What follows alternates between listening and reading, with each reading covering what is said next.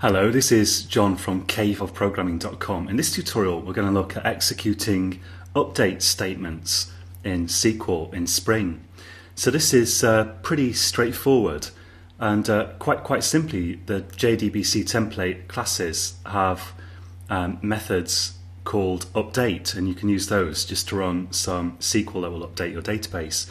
So let's use that here just to implement a delete method that can delete objects from the database. And I've added some more data to my database here, and I'm going to pick one of these and delete it. So here's my offers DAO, and let's put in a method here called public. How about public int delete, because I can return the number of rows affected by this statement, and I'll pass in there a int ID, which is the ID of the object to delete.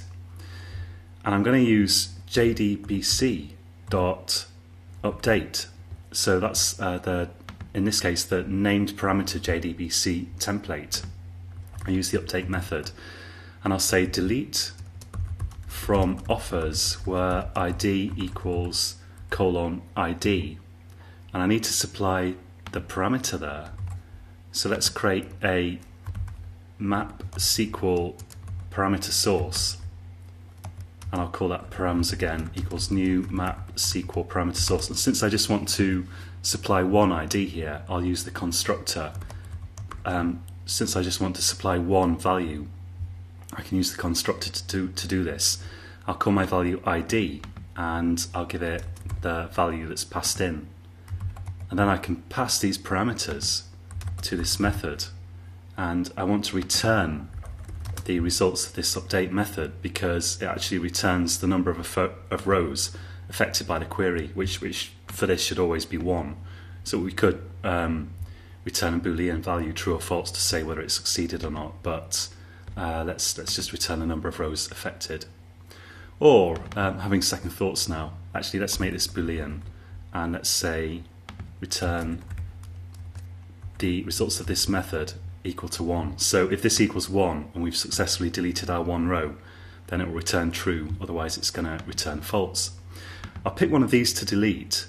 Let's delete, I've got 2 Rogers here, so let's delete one of those. I'll delete the one with ID 88, let's say. And I'll go to my app here, and I'll say, let's type it within the try block, offers DAO dot delete, and pass in the ID that I want to delete. Let's just run that, and we should see this record deleting from the list. So I'll hit the run button, and hey presto, we've successfully deleted record with the ID of 88. Let's try one more just to be sure. So I'll try deleting,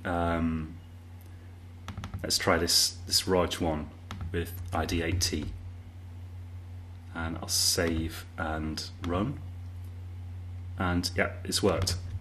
So it's very simple, just an update method there, and you can supply named parameters if you're using name parameter JDBC template.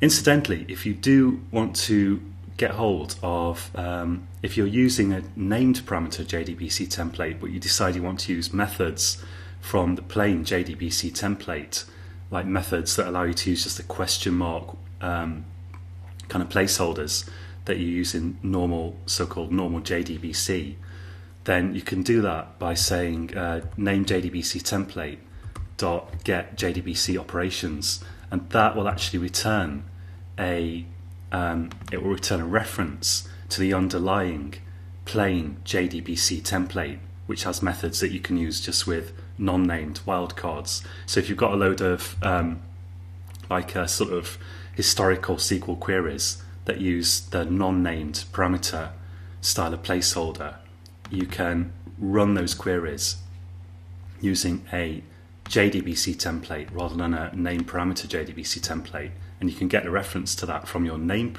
parameter JDBC template using this get JDBC operations method. That's just an interface, and it wraps the methods of JDBC template. But I won't show you that here because I think in general it's much better to use named parameters than to use unnamed ones as you would normally do in straight JDBC. So that's it for this tutorial, and until next time, happy coding.